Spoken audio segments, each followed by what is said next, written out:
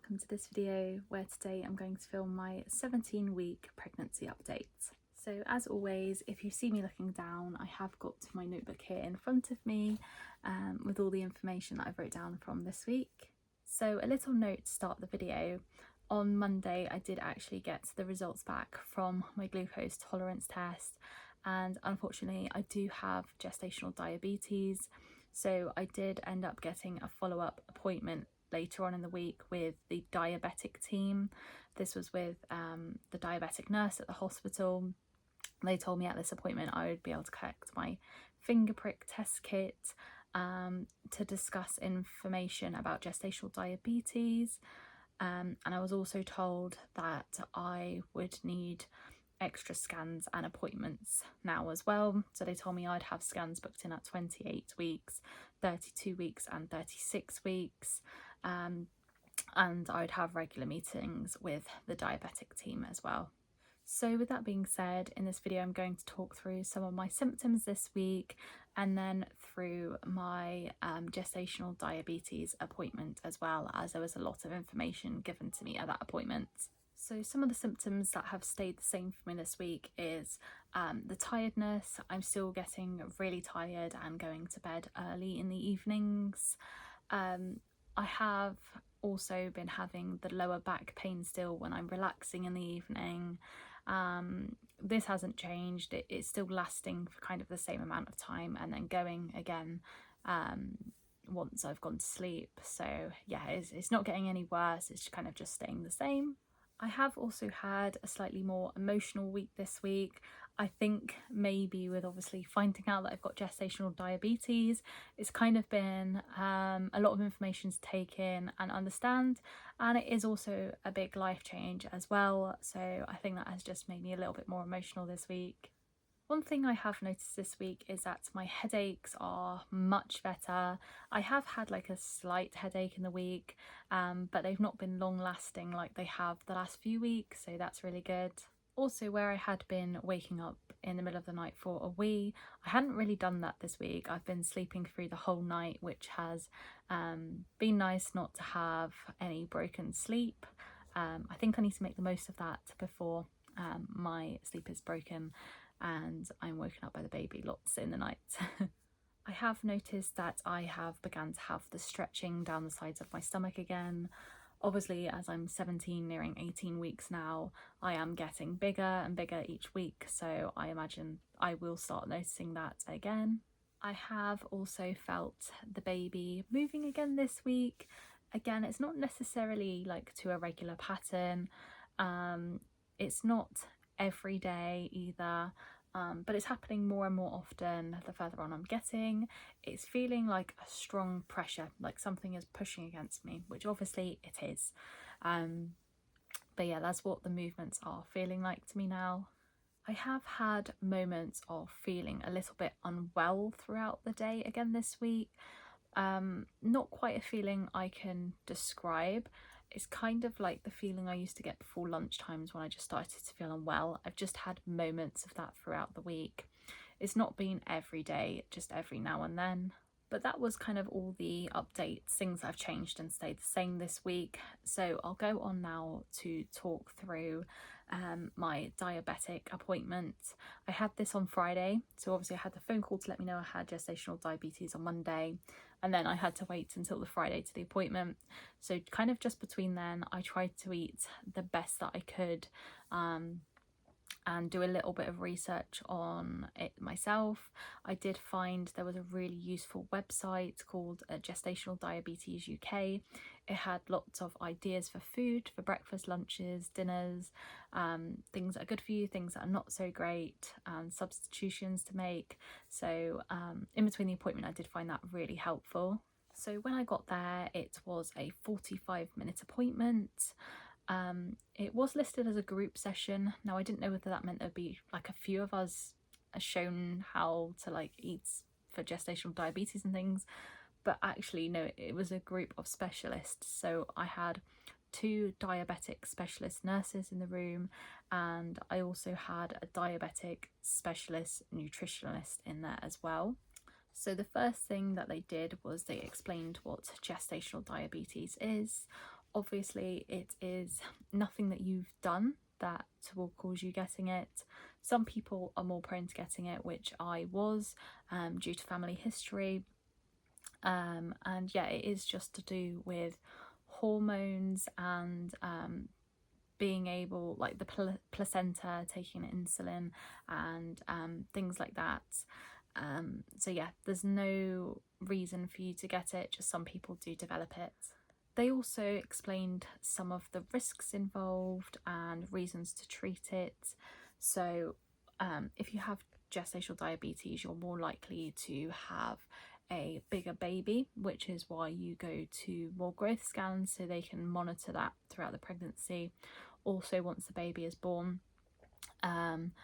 it might find it quite hard to control sugar levels itself as well. But they did also explain that with gestational diabetes, it doesn't mean you have diabetes for life. Once the baby is born, it should pretty much go straight away. But obviously they do tests and stuff just to check after you've given birth. They explained that with gestational diabetes, they try and first control it with diet, but if that is unable to be done, then they'll try medication. And again, if the medication isn't working, that will be when they move on to insulin. They did say that I'll be monitored now by the diabetic team through my pregnancy. As I said, I have extra scans at 28, 32 and 36 weeks, but I'll also be required to have appointments with the diabetic team. They said usually they do this every 4 weeks, but if I need to contact them, then obviously that is what I'll do. She then went through and showed me how I do the glucose blood testing kit. So that is where you prick your finger and then you have like a little machine which you test the blood, and it tells you kind of what your glucose sugar levels are. So I'm required to do that 4 times a day. I need to do that first thing in the morning when I wake up, and then I need to do it 1 hour after breakfast, 1 hour after lunch and 1 hour after dinner. They've given me targets. So my fasting target, which is my test that I take first thing when I wake up in the morning, needs to be below a 5.3, and then 1 hour after each meal I need to be below a 7.8. I was given a record book, which is where I need to record down all my readings that I've taken. She did also explain to me how I would need to order more test strips and needles as well for my testing kit. If I had 2 results over my target within a week that were unexplained, then I need to give them a call and they can kind of look at my diet and reassess and see if I need any medication or anything like that. But if everything's good, then I have my appointment in 4 weeks, and the night before I go to that, I have to take a picture of my readings book and just send that to them. Whilst I was there, they did also talk about vitamins and things like that, and I mentioned that I obviously take vitamin D, but I also take like a general adult multivitamin. But they actually advised me that you should not be taking adult multivitamins as they contain too much vitamin A, which is something I didn't know. I know they do pregnancy vitamins, but I assumed that just kind of had the extra folic acid and vitamin D you needed. So they've obviously advised me not to take those anymore and to start taking some pregnancy vitamins. So that is what I did. I went out and I got some Pregnacare multivitamins. I did get the gummies as I've had Pregnacare tablets before and they are absolutely huge. I do not recommend them. So I got these gummies to try, and you need to have 2 a day with your main meal, but they taste absolutely disgusting. If you are not a tablet swallower and you have gummies, I do not recommend these. I'm going to have a look around and see if any other brands do any gummy pregnancy vitamins. I have had a look a couple of places, but I can't find any at the minute, so I might have to look at ordering some online. So that was everything that the diabetic specialist nurse went over with me. I was then passed over to the diabetic specialist nutritionist. So the first thing that she did was she went through what I averagely eat in a day, and she just noted that all down. She gave me a lot of information, kind of things that are good, like snacks that are good, what foods to eat, what foods I need to avoid. She also gave me a big information pack with food, meal ideas, good foods, extra recording booklets and things like that as well. She advised, obviously, the best way to eat your meals is to keep it nice and balanced, as you should anyway, but just to be extra cautious with this. She's saying imagine your plate and divide it into thirds. So 1/3 of your plate needs to be veg, 1/3 needs to be some sort of protein, and then 1/3 can be carbs. But it's obviously the carbs you need to keep a lot lower, but carbs are still really important in pregnancy, so she said it's important not to cut those out completely. She mentioned doing things like not overcooking pasta, so it kind of gives your body the opportunity to be able to work a bit harder to break that down. She said not to either double carb or double fruit, so if you're having like a sandwich at lunch, don't have crisps, say, with it, or like don't have 2 pieces of fruit together. She spoke to me how for me it might be beneficial to break my lunch into more snacks. So I'm kind of the person that likes to eat 3 big meals a day, and I don't tend to snack that much. But she said, especially with my lunch, if I take some of that and have it as like an afternoon snack and then maybe have a snack after dinner as well, that would probably help me a lot. So I'm going to try and work on that this week. She did give me a few ideas about things that are good for snacks. So she said nuts are really good for snacks. She did say that I can have treats as well. She said hot chocolate is really good for like a sweet treat. If you just get a really light one, you need like a really high cocoa hot chocolate. She said some chocolates are okay still, like a Kit Kat can be really good as well. So maybe like an after dinner snack if you've had a good reading. And yeah, she did explain that obviously gestational diabetes can and does get worse throughout your pregnancy. As you get further along, it gets harder to control. So don't constrict yourself too much now, as you're going to really struggle later on in the pregnancy. So that was basically it for that appointment, and then I was sent on my way. Over the weekend I did do another big food shop, so I've already started making lots of changes to my diet. So the first thing I did was making little changes, like changing the pasta I use to like, I think it's a whole grain or whole meal, I'm not sure, it's like a brown type of pasta.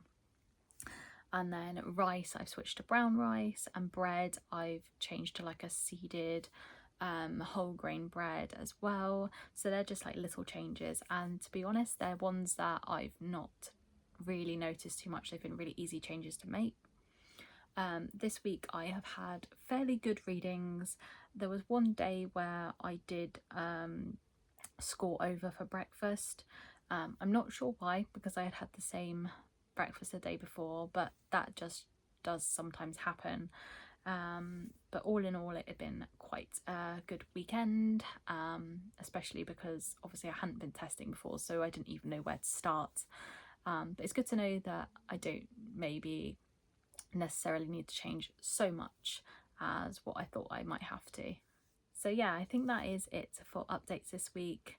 There obviously has been a lot of changes this week with getting diagnosed with gestational diabetes. But yeah, I'm sure obviously at first it's going to be really difficult and it's a big life change, but over time it'll just become part of day to day and I won't really think about it. So I'll go ahead now and show you my 17-week pregnancy bump update.